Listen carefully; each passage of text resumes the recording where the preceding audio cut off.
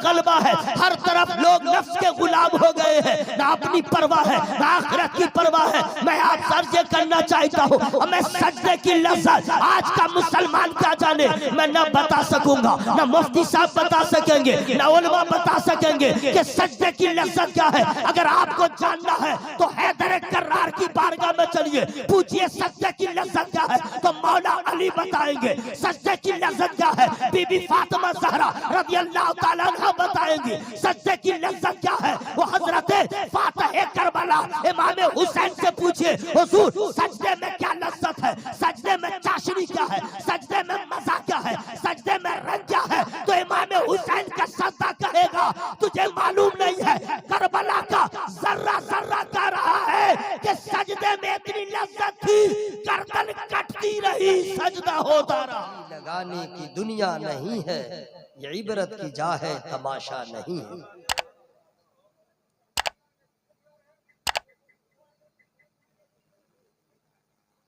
मिले खाक में अहले शाह कैसे कैसे,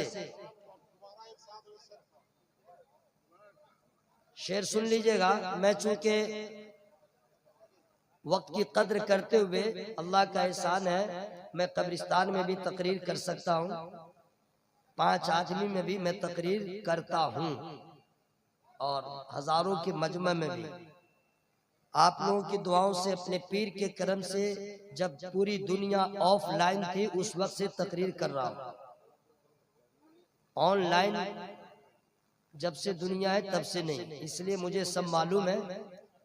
जहां में है इबरत के हर सू नमूने, मगर तुझको पागल किया रंगो बू ने, कभी गौर से भी ये देखा है तूने, जो आबाद थे वो मका अब है सूने, जगह जी लगाने की दुनिया नहीं है, ये इबरत की जा है, तमाशा नहीं है।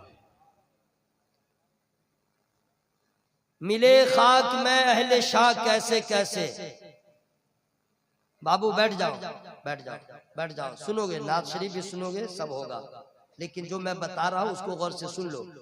मिले खाक में अहले शाह कैसे कैसे, मकी हो गए ला मका कैसे कैसे, गौर कीजिएगा। मिले खाक में अहले शाह कैसे कैसे, मकी हो गए ला मका कैसे कैसे, हुए नामवर बेनिशा कैसे कैसे, जमी खा गई नौजवान कैसे कैसे, जगह जी लगाने की दुनिया नहीं है, ये इबरत की जा है, तमाशा नहीं है। अगर आप लोग समझ गए हैं तो फिर काफी है, वरना लोग इस उमंग में हैं अभी तो मैं जवान हूं, लोग इस उमंग में हैं कि अभी, कुछ लोग तो अपने आप को सोचते हैं मुकल्लफ ही नहीं है, कुछ लोग सोचते हैं कि बूढ़े होंगे तब सब कानून मेरे ऊपर आएगा, आयद होगा, अभी तो मैं जवान हूं। कुछ लोग कहते हैं कि भाई दाढ़ी रखो, बोला हजरत बात तो सही है लेकिन अभी तो मैं जवान हूं। अच्छा ऐसा है कि इस्लामी लिबास पहनो, ये कटा फटा जींस छोड़ो, चोर चोट्टा की तरह बाल न कटाओ, तो नौजवान कहता हजरत बात तो सही है लेकिन अभी तो मैं जवान हूं। शादी ब्याह में गया खाने के लिए, लोगों ने कहा सुन्नते रसूल के मुताबिक बैठ के खाओ, तुम सुन्नी मुसलमान हो, बोला हजरत बात तो ठीक है अभी तो मैं जवान हूं। गाना गा रहा है, कान में क्या क्या लगाया हुआ है, उसको कहा गया नात शरीफ पढ़ा करो, बोला बात तो सही है लेकिन जरा से मौज मस्ती कर ले रहा हूं। क्यों? बोला अभी तो मैं जवान हूं। सिनेमा देख रहा है, कोई अगर ऑब्जेक्शन कर दिया, वाला मौलाना बात ठीक है अभी तो मैं जवान हूं। कोई खता कर लिया, जुर्म कर लिया, लोगों ने कहा ये तूने क्या किया, बोला हजरत बात तो सही है, गलती तो हुई है, बिग मिस्टेक तो हुआ है, बट अभी तो मैं जवान हूं। अब मैं जवानों से पूछना चाहता हूं, तेरी जवानी किस लायक है? तू एक जवान है कि अपनी जवानी को खुदा की नाफरमानी में गुजार रहा है, वो कैसे जवान थे जिन्होंने अपनी जवानी को नामूसे रिसालत के नाम पे, दीन इस्लाम के नाम पे, नबी कौनैन सल्लल्लाहु अलैहि वसल्लम की मोहब्बत में अपनी जान का भी नजराना पेश कर दिया। जरूरत पड़ी तो घर भी लुटा दिया, जरूरत पड़ी तो औलाद को भी कुर्बान किया, जरूरत पड़ी है तो अपने आप को भी कुर्बान कर दिया। उन्होंने बता दिया ये जान है अल्लाह के लिए, ये माल है अल्लाह के लिए, औलाद है अल्लाह के लिए, ये सेहत है अल्लाह के लिए, कायनात है अल्लाह के लिए, मेरे पास जो कुछ अल्लाह के लिए। मैं जवान हूँ तो इस जवानी को दुनिया की रंगीनियों में खर्च न करूंगा। अल्लाह तौफीक दे तो मेरी जवानी दुनिया के काम न आए, दीन के काम आ जाए। लेकिन नहीं,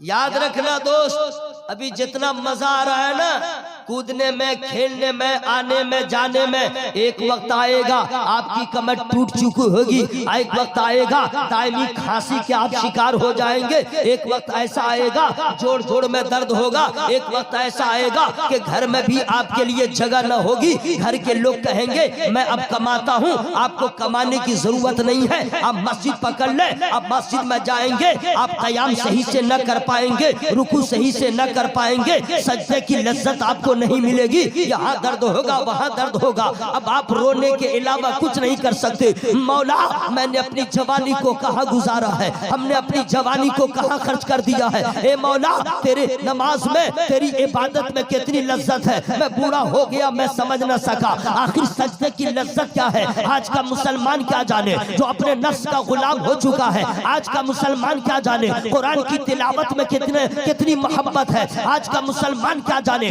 नबी की नात मोहब्बत से पढ़ने में कितनी लज्जत है, नबी की नात मोहब्बत से सुनने में कितनी लज्जत है, नबी नबी कहने में कितना प्यार है। लोग क्या जाने, हर तरफ नफ्स का गलबा है, हर तरफ लोग नफ्स के गुलाम हो गए हैं, ना अपनी परवाह है ना आखिरत की परवाह है। मैं आपसे अर्ज करना चाहता हूँ, हमें सजदे की लज्जत आज का मुसलमान क्या जाने, मैं ना बता सकूंगा, ना मुफ्ती साहब बता सकेंगे, ना उलमा बता सकेंगे कि सजदे की लज्जत क्या है। अगर आपको जानना है तो हैदर कर्रार की बारगाह में चलिए, पूछिए सजदे की लज्जत क्या है, तो मौला अली बताएंगे। सजदे की लज्जत क्या है, बीबी फातिमा ज़हरा रज़ी अल्लाह ताला अन्हा बताएंगी। सजदे की लज्जत क्या है, वो हजरत फातिह करबला इमाम हुसैन से पूछिए, हुजूर सजदे में क्या लज्जत है, सजदे में चाशनी क्या है, सजदे में मजा क्या है, सजदे में रंग क्या है। तो इमाम हुसैन का सजदा कहेगा तुझे मालूम नहीं है, करबला का जर्रा जर्रा कह रहा है कि सजदे में इतनी लज्जत थी गर्दन कटती रही, सजदा होता रहा।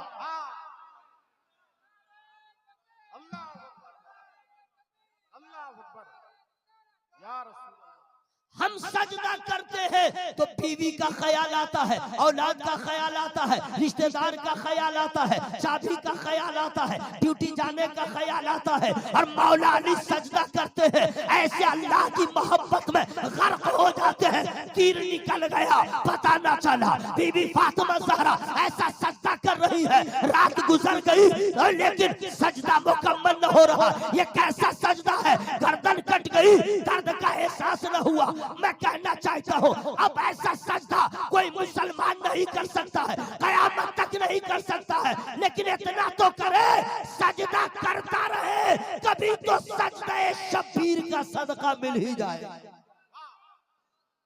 भाइयों जवान है तो जवानी की हिफाजत कीजिए बुढ़ापा आने से पहले, वरना याद रखिएगा सारा नशा हरण हो जाएगा। अब मैं आपसे कुछ बातें कह रहा हूं।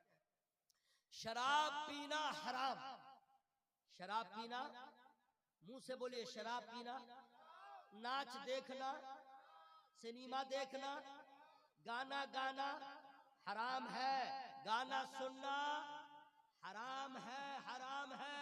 सूअर का गोश्त खाना हराम है, कुत्ता का गोश्त खाना हराम है ना। तो जब सूअर और कुत्ता का गोश्त खाना हराम है तो हराम की कमाई से बकरे का गोश्त भी खाना हराम, सूद लेना हराम, सूद देना हराम। ओके, फोटो खींचना खिंचवाना भी अल्लाह को पसंद नहीं। नबी ने सख्ती से मना किया।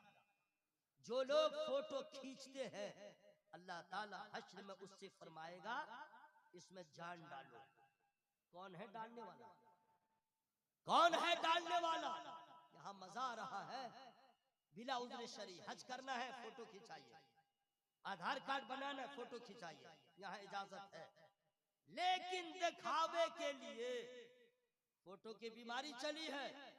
शौहर दिल्ली रहता है, बीवी को कहता है please give me your photo.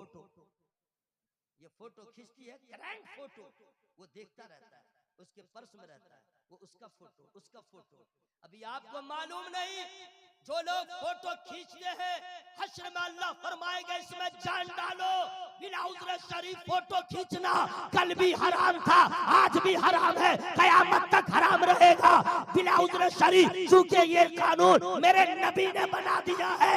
अब अगर कोई कह दे बड़ा मौलाना आया, मना नहीं किया, तुम्हारी हैसियत क्या है तुम मना कर रहे हो, तुम्हारी औकात क्या है तुम मना कर रहे हो। बड़े बड़े मौलाना आए, उन्होंने मना नहीं किया। अब मैं आपसे अर्ज करना चाहता हूँ, हर मौलाना का काम अलग अलग है। कोई नात पढ़ता है, कोई मनक़बत पढ़ता है, कोई फतवा देता है, कोई हदीस पढ़ाता है, कोई नहवी पढ़ाता है। हर आलिम का काम अलग अलग है। अगर यहाँ उनकी नजर न गई, आप बड़े आलिम की बात करते हैं। आइए मैं आपसे अर्ज करना चाहता हूँ, मैं छोटा हूँ, मुफ्ती साहब हमसे बड़े हैं, आप कहेंगे इन्होंने नहीं रोका। अगर इनसे भी आगे जाइए और भी बड़े आलिम है, कहेंगे उन्होंने नहीं रोका। तो चलिए, अगर छोटे की बात नहीं मानिएगा चलो ठीक है, बड़े की तो बात मानिएगा। अरे मैं आपसे पूछ रहा हूँ, बड़े की तो बात मानिएगा। कोई बड़ा मौलाना होगा उनकी तो बात मानिएगा। हाँ ना, बोलो ना भाई, मानिएगा ना। मैं छोटा हूँ, बड़े मौलाना की तो बात मानिएगा। तो सुन लो, भारत में जितने उलमा हैं, हाफिज मिल्लत हो, मुजाहिद मिल्लत हो, कुरान मिल्लत हो, सरकार मुफ्ती आज़म हिंद हो, या जितने हैं ये सब के सब हजरत है। तो हजरत की बात ना मानो, आला हजरत की तो बात मानो। अरे आला हजरत की तो बात मानो। आला हजरत ने कुरान और हदीस की रोशनी में जो हमें बता दिया है उसी पे कायम रहे। अगर आप उस पे कायम हैं तो इंशाअल्लाह हालात जैसे भी होंगे आपका ईमान भी बचा रहेगा, अकीदा भी बचा रहेगा। मेरी बात समझ में आ गई है? मैं चैलेंज करता हूँ, है कोई आला हजरत के मद्दे मुकाबिल तो दिखला दे। है कोई आला हजरत के बराबर में आने वाला बता दे। कोई नहीं है, तो हम उनको क्यों नहीं फॉलो करें? उनको फॉलो क्यों नहीं करें? इस बात का ख्याल रखिएगा। कमाने के और भी जरिए, और भी जराए हैं कमाने के। ये फोटोग्राफी का धंधा छोड़ दो। जितने यूट्यूबर हैं तबाही वो मचाए हुए हैं। इमाम मोहसिन में झगड़ा हुआ, यूट्यूब पे डाल दिया। भाई भाई में झगड़ा हुआ, यूट्यूब पे डाल दिया। दो आदमी को झगड़ा हो रहा तो वीडियो बना रहा है, और हेडिंग इतना भयानक देगा कि जो नहीं देखता वो भी देखेगा, सिर्फ व्यू के लिए, सब्सक्राइब के लिए। याद रखना, तो मौलाना में झगड़ा हो या ना हो, तुमने बढ़ा चढ़ा के लिखा है, जैसा करोगे वैसा पाओगे। अगर तुमने किसी को जलील करने के लिए अगर इस तरह किया है, तुम्हारी इज्जत महफूज न रहेगी। इसलिए अल्लाह फरमाता है, अल्लाह के रसूल जो दूसरों पे रहम नहीं करता, अल्लाह उस पे रहम नहीं करता। मैं तमाम यूट्यूबर से कहूंगा, धंधा पानी छोड़ो और ये सब मत करो। और मैं आप लोग से गुजारिश करूंगा, फेसबुक को छोड़िए, यूट्यूब को छोड़िए। कोई भी मौलाना तकरीर करे, यूट्यूब वाला मौलाना को छोड़िए, मत सुनिए उसकी तकरीर, क्योंकि बड़ा फितना हो रहा है। एक मौलाना आ रहा है, ताल ठोक करके चैलेंज कर रहा है, मैं पूरी जमात को चैलेंज कर रहा हूँ, ये सही है, आपने उसको सुन लिया। फिर दूसरा खोला, अब दूसरा मौलाना आ रहा, मोच पे तेल लगा के बोल रहा, मैं चैलेंज करता हूँ, ये सही है। आप बीच में सुन रहे हैं, आपका दिमाग फट रहा है, इसको सुने, इसको सुने, ये सही है, ये सही है, आप पागल हो जाएंगे। इसलिए यूट्यूब या मौलवी को और फेसबुक या मौलवी को मेरी तकरीर हो या किसी की मत सुनिए। अगर आपको कुछ जानना है अपने मस्जिद के इमाम से पूछिए, मुफ्तियाने किराम से पूछिए। इसलिए यूट्यूब ने कितने को बर्बाद कर डाला है, कितने खानदान को बर्बाद कर डाला है, कितने के वकार को मजरू किया है, कितने की बेटियों को भगा दिया है, कितने को बेटों को बर्बाद कर दिया है। यूट्यूब और ये फेसबुक जो लोग कहते हैं इस्लाम के तबलीग का जरिया है, तो यही जरिया तो बना है। किसी की बेटी भाग रही है, किसी का बेटा भाग रहा है, मौलाना में झगड़ा हो रहा है, लोग उसको सुन रहे हैं, गलत गुमान कर रहे हैं, न जाने क्या क्या राय कायम कर रहे हैं। ऐसा काम न करो जिससे फितना हो, ऐसा काम न करो बदगुमाने के शिकार हो। एक ही काम करो जो मेरे आला हजरत ने कहा, काम वो ले लीजिए, तुमको जो राजी करे, ठीक हो ना मेरा रजा तुम पे करोड़ों। सुनिए, ये सब छोड़ दो मेरे भाई, है? तकरीर करना बड़ा आसान है, नात पढ़ना बड़ा आसान है। आप भी नात पढ़ लीजिएगा। फेसबुक की आदत बहुत खराब, व्हाट्सएप ये सब चक्कर छोड़ दीजिए। अगर लगे रहिएगा तो फिर इसके जिम्मेदार आप हैं। अब मैं शुरू हो रहा हूं। कुत्ता का गोश्त खाना हराम, ठीक है? ये कुछ मसाइल थे, मैंने बता दिया। तकरीर से कुछ फायदा होता है कि नहीं भाई? बोलो भाई, होता है ना? तो आप तकरीर भी सुना कीजिए। अब आइए, आज हम लोग को फिक्र है, बुखार लगा डॉक्टर के यहाँ, सर्दी हुई डॉक्टर के यहाँ, दम्मा हुआ डॉक्टर के यहाँ, बाल गिरने लगा डॉक्टर के यहाँ, एलर्जी हो गई डॉक्टर के यहाँ। जाते हैं कि नहीं भाई? बोलो भाई, जाना भी चाहिए। और अगर अल्लाह न करे कोई हेवी मर्ज हो गया डॉक्टर के यहाँ। कितनी जान की फिक्र है, कितनी सेहत की फिक्र है। लेकिन याद रखिएगा, जान से ज्यादा, माल से ज्यादा मुसलमानों को अपने ईमान की फिक्र करे, अपने ईमान की फिक्र करे। इसलिए कि दौलत रहे न रहे, ईमान है तो कामयाब है। मकान रहे न रहे, ईमान है तो कामयाब है। खेत रहे न रहे, ईमान है तो कामयाब है। खलियान रहे न रहे, ईमान है तो कामयाब है। आपके पास कुछ न रहे, ईमान है तो कामयाब है। आपके पास कपड़ा भी पहनने को नहीं है, ईमान है तो कामयाब है। मैं साबित करूंगा, अगर आप दौलत को कामयाबी समझते हैं, मान लो शरबत को अगर कामयाबी समझते हैं, खेत और खलियान को कामयाबी समझते हैं, तो आज का अंबानी कारून के यहाँ झाड़ू देने के लायक भी नहीं है। आज का अडानी शद्दाद के यहाँ बर्तन धोने के लायक भी नहीं है। कारून दौलत रख के बर्बाद हो गया, फिरौन दौलत रख के बर्बाद हो गया, शद्दाद दौलत रख के बर्बाद हो गया। कामयाब कौन हुआ? सवेरा फारस से चला, नबी के गुलामी में आ गए। हजरत सलमान कामयाब हो गए, हजरत बिलाल कामयाब हो गए। न मकान है, न खेत, न खलियान है, सिर्फ ईमान है। ऐसे कामयाब हो गए। पूरी दुनिया के औलिया एक तरफ, नबी का सहाबी एक तरफ। ईमान से नारे तकबीर, नारे रिसालत, मसलके आला हजरत, फैजाने हुजूर आला हजरत। नारे तकबीर, नारे रिसालत।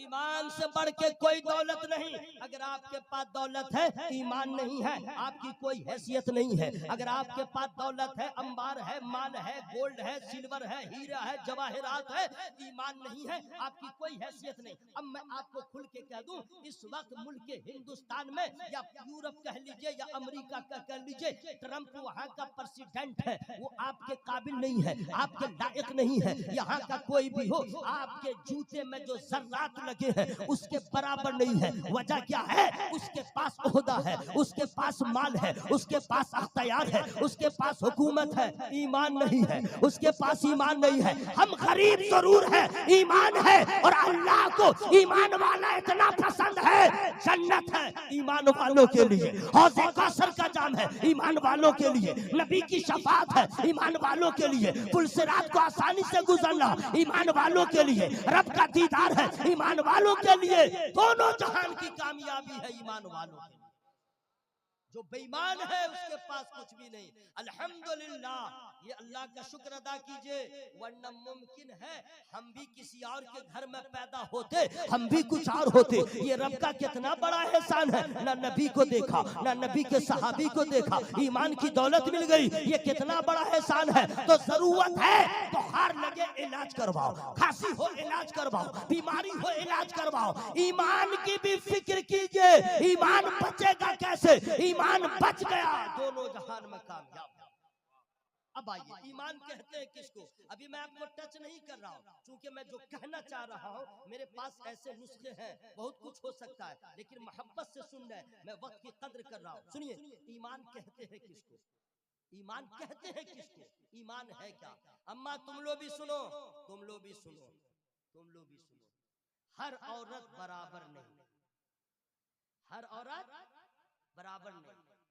अगर किसी का शौहर सर्विस होल्डर है, सरकारी जॉब कर रहा है, उसकी बीवी का पांव जमीन पे नहीं है, मेरा शौहर पैसा कमा रहा है, लेकिन याद रखना उस औरत को सलाम करता हूं जिसका शौहर आलिम है, उस औरत को सलाम जिसका शौहर हाफिज है, उस औरत को सलाम जिसका शौहर नमाजी है, उस औरत को सलाम जिसका शौहर नबी का वफादार है। इसलिए हर औरत को चाहिए शौहर हो तो नबी का सच्चा गुलाम हो, और हर मर्द को चाहिए मेरी बीवी हो तो सज्जदा की कनीज।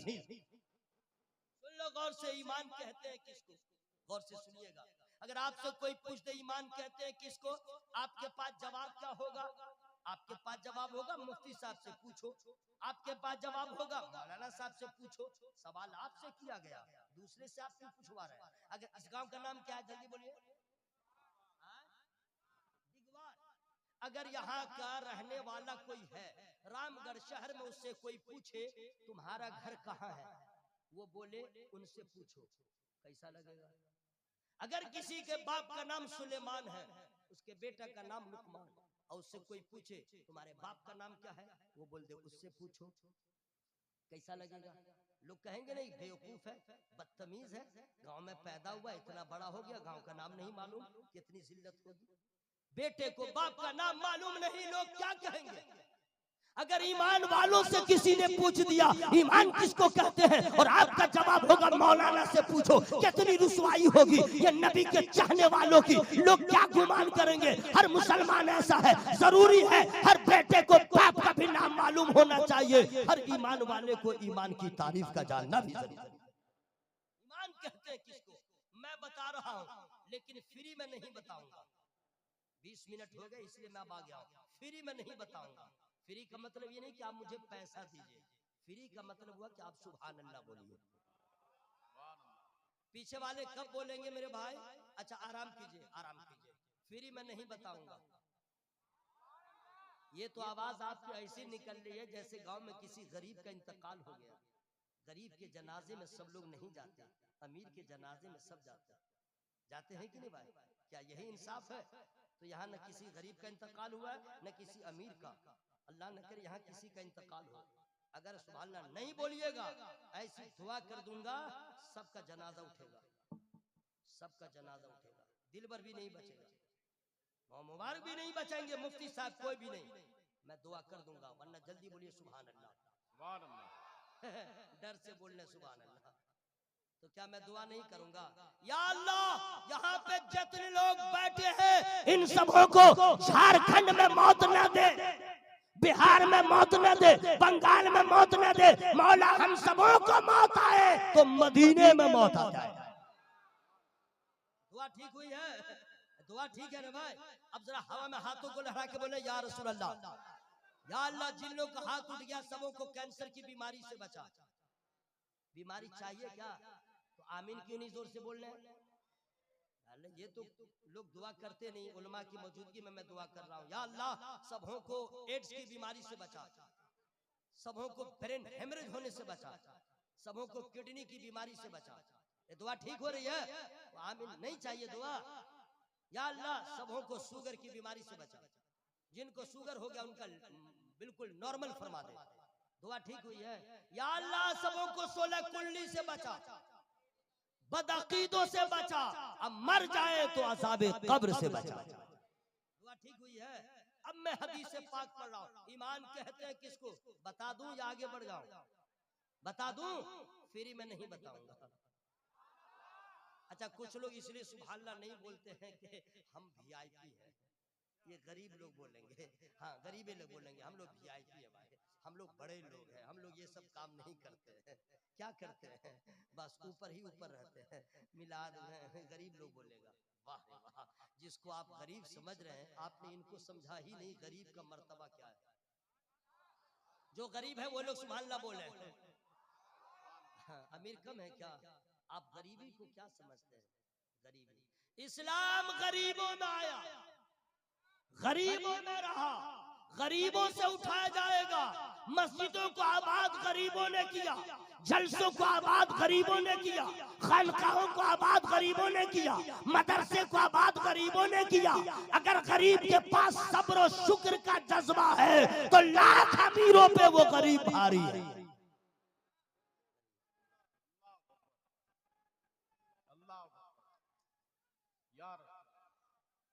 जिंदाबाद। अब सुनिए, अमीरों ज्यादा खुश मत होना।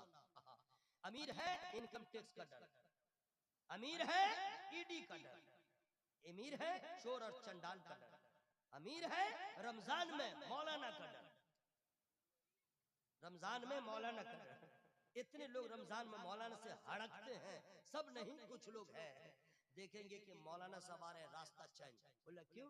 बोला मौलाना आ रहा है, या तो अकेले तो आ रहा है। बोला चुप, मौलाना अकेले नहीं है, रशीद भाई साथ में, रशीद भाई साथ में।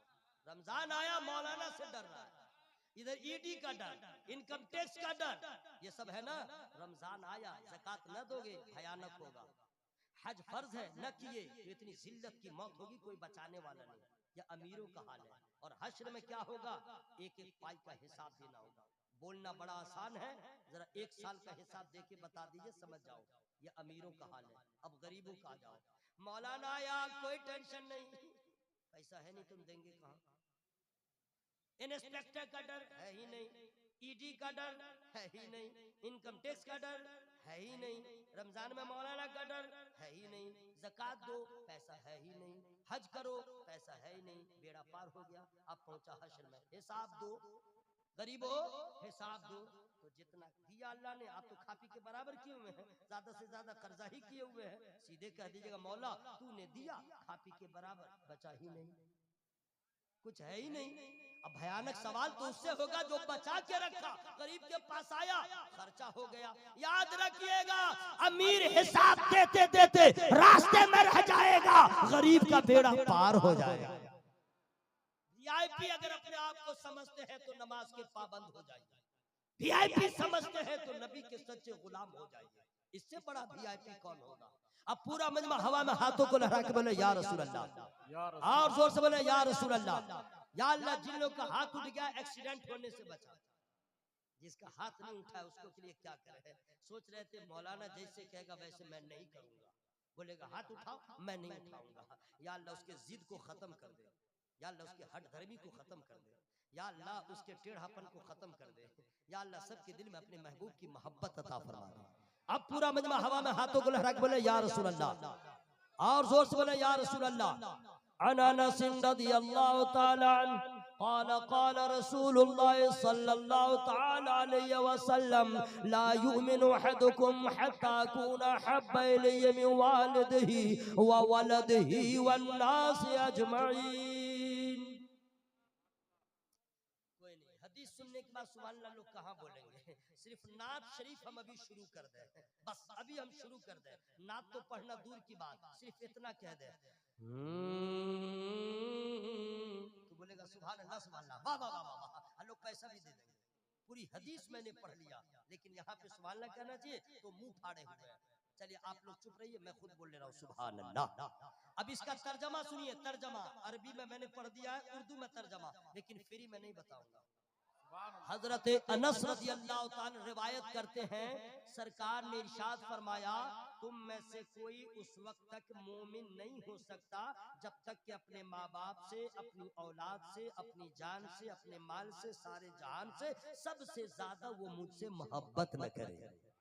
इस हदीस का तर्जमा हुआ, यानी नबी फरमाते हैं तुम सबसे मोहब्बत करो। सबसे मतलब समझ गए? माँ से मोहब्बत करो, बाप से मोहब्बत करो, बेटी से मोहब्बत करो, बेटे से मोहब्बत करो, पड़ोसियों से मोहब्बत करो, अपने रिश्तेदारों से मोहब्बत करो, अपने छोटों से मोहब्बत करो, आलिम से मोहब्बत करो, अपने पड़ोसी से मोहब्बत करो, भाई से मोहब्बत करो, बहन से मोहब्बत करो, अपनी बीवी से मोहब्बत करो। ये मेरे नबी फरमाते हैं, लेकिन आगे चल के फरमाते हैं सुनो तुम सबसे मोहब्बत करो। अब इस मोहब्बत का रिजल्ट क्या निकलेगा सुन लीजिए। अगर आप अपनी बीवी से अच्छी मोहब्बत करेंगे, मोहल्ले में चर्चा होगा, शौहर हो तो ऐसा। अगर आप भाई से मोहब्बत करेंगे, लोग कहेंगे भाई हो तो ऐसा। अगर आलिम से मोहब्बत करेंगे, लोग कहेंगे अरे आलिम से मोहब्बत करने वाला हो तो ऐसा। अगर बहन से मोहब्बत करेंगे, औरतों में भी चर्चा होगा, भाई हो तो ऐसा। बस ये होगा। लेकिन याद रखिएगा, माँ बाप से मोहब्बत करेंगे, अच्छा बेटा कहलाइएगा। शौहर बीवी से मोहब्बत कीजिएगा, अच्छा शौहर कहलाइएगा। लेकिन नबी से सबसे ज्यादा मोहब्बत कीजिएगा,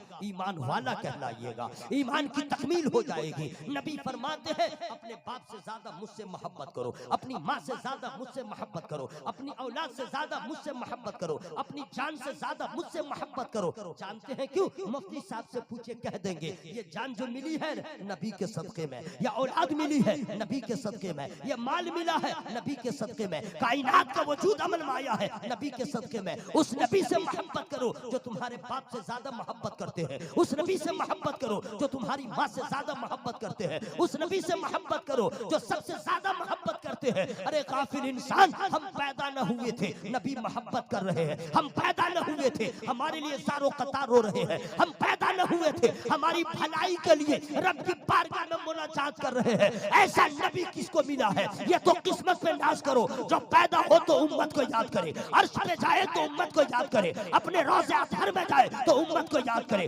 पूरी दुनिया सोती है, नबी रातों को रोते हैं, नबी रातों को रोते हैं। अपनी उम्मत की फिक्र है, अर्श का मेहमान है, उम्मत की फिक्र है। ऐ मेरे दोस्त, उस नबी पे कुर्बान जाओ जिस नबी ने अपने उम्मत के